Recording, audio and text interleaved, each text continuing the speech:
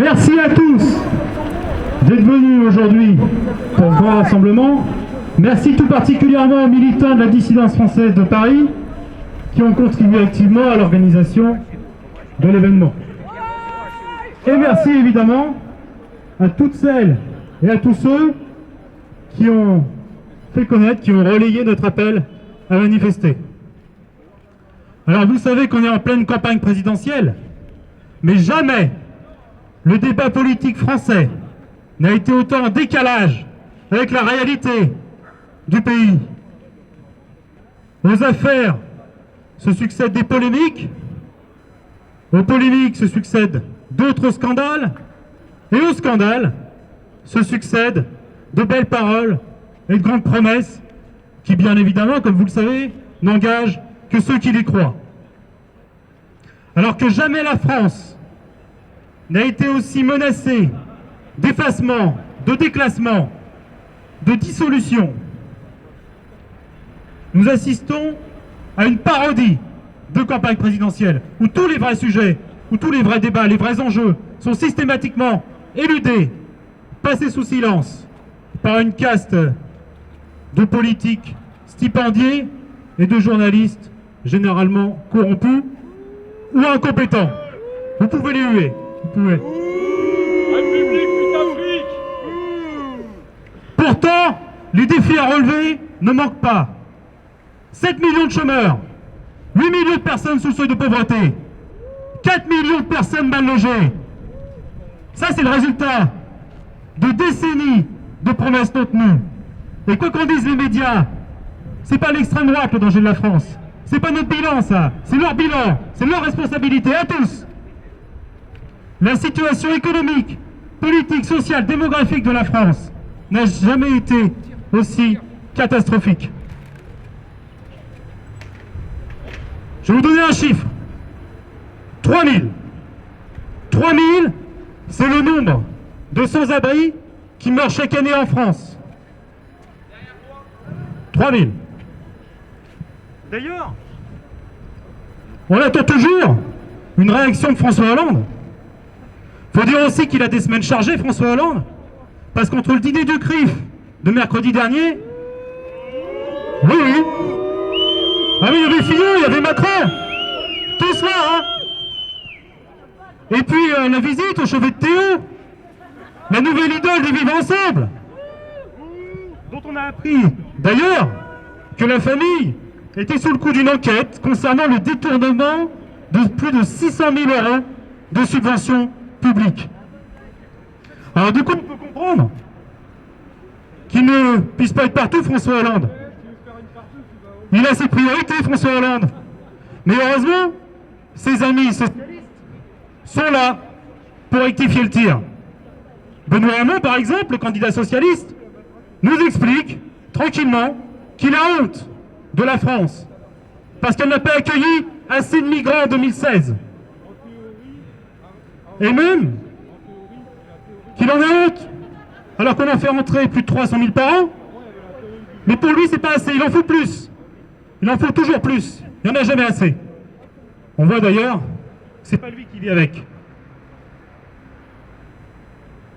L'immigration, légale ou clandestine, coûte à la France plusieurs dizaines de milliards d'euros par an.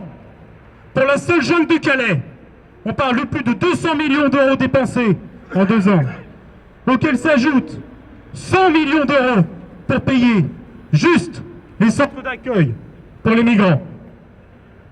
Et pendant ce temps, des Français crèvent dans la rue.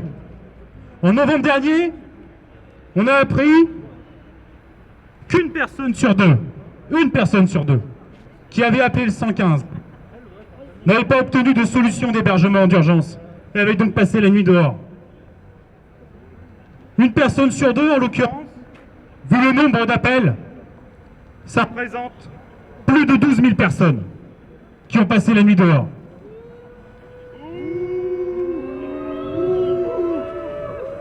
Pendant que le gouvernement débloquait des centaines de millions d'euros exclusivement pour les migrants. C'est tout simplement inacceptable. République, affirmatif. République, République, République d'Afrique. République d'Afrique. République d'Afrique. République d'Afrique. République d'Afrique. Au nom de quoi devrions-nous accepter d'être des citoyens de seconde zone dans notre propre pays? Au nom de quoi devrions-nous tolérer une préférence étrangère de fait, mise en place par des élites corrompues qui croient pouvoir retrouver dans l'immigration massive les bataillons d'électeurs serviles que 40 ans de trahison leur ont fait perdre? Comment pourrions-nous accepter qu'un Français qui a travaillé et qui a cotisé toute sa vie survive dans des conditions épouvantables, quand dans le même temps, un Sénégalais ou un Soudanais fraîchement débarqué en France est totalement pris en charge par les autorités et les associations de gauche, alors qu'il n'a jamais travaillé ni cotisé en France? C'est évidemment inacceptable. Nous voulons la priorité nationale. Nous voulons que les offres d'emploi, de formation, que les places dans les centres d'hébergement d'urgence, que les logements sociaux, que les prestations sociales et familiales soient réservées en priorité aux Français et non aux étrangers. Oui, c'est une discrimination. Et oui, nous l'assumons, car la discrimination fonde le principe de nationalité, sans distinction claire entre ce qui est national et ce qui est étranger. Il n'y a tout simplement pas de nation possible. C'est pas du racisme, c'est pas de la xénophobie, c'est une simple question de bon sens, de justice, d'équité. Les nôtres avant les autres. C'est une exigence simple, mais elle est essentielle. Elle est fondamentale. Tous les peuples du monde, depuis toujours, l'ont compris. Alors pourquoi nous les Blancs, nous les Français, nous les Européens, devrions-nous être les seuls à devoir faire passer nos intérêts après ceux des autres? Quand il y a tant de pauvreté, tant de détresse sociale dans notre pays, on ne peut pas demander à un peuple de payer pour les autres, alors que les nôtres crèvent dans la rue. Alors oui, nous portons cette exigence, celle de la priorité nationale, mais ce ne sont pas que des mots.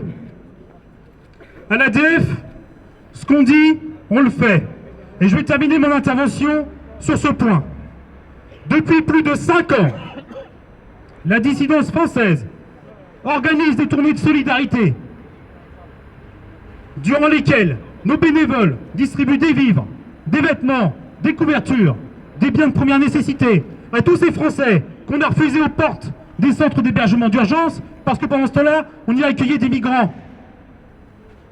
Et je tiens donc à saluer tous les bénévoles de la dissidence française qui, été comme hiver, semaine après semaine, poursuivent leur engagement.